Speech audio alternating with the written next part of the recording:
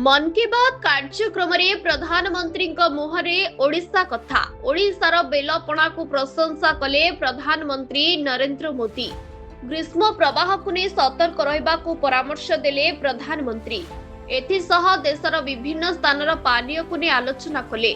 ओडिशा रे बेलपणा केवल पानीय नुहे, यह भारतर विभिन्न अंचलर परंपरार एक अंश। यह एक भारतर श्रेष्ठ भारत भावना को मध्य प्रतिफलित करे।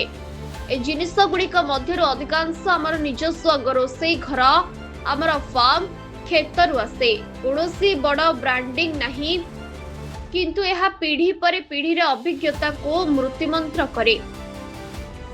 आपण मध्य ग्रीष्म ऋतु देशी पानीय गुड़िकर मजा नियंतु बोली प्रधानमंत्री सूचना दैछंती।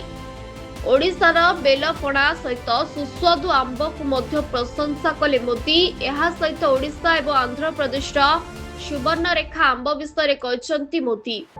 सेहिभଳି ओडिशार धावक अनिमेष खजूरंकु सहित टेलीफोन रे वार्तालाप करिसेंती मोदी। भुवनेश्वर रे मन की बात कार्यक्रम सुनिथिले बीजेपी राज्य सभापति मनमोहन सामल। ए अवसर में मनमोहन सामल कहते प्रधानमंत्री नरेंद्र मोदी एकमात्र राष्ट्र मुख्य जे निरंतर भावे प्रति मासरे देशर साधारण लोक, साधारण समस्या, देशर ऐतिह्य, परंपरा इत्यादि प्रसंग रे लोकों सह आलोचना करुछंती।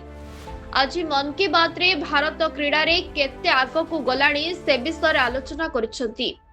खेलाड़ी को उत्साहित करबा, तांको प्रेरित करबा उद्यम करिसेंती। ओडिशा बेल आंब विषय कहते ओडिशा बेलपणा प्रसंग रे कहते विभिन्न दिग और विभिन्न विषय आलोचना करिसेंती।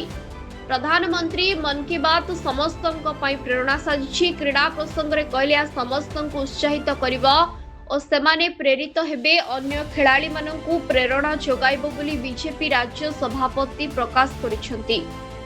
ब्यूरो रिपोर्ट, विकल्प समाचार। आम चैनल को लाइक, शेयर एवं सब्सक्राइब करंतु।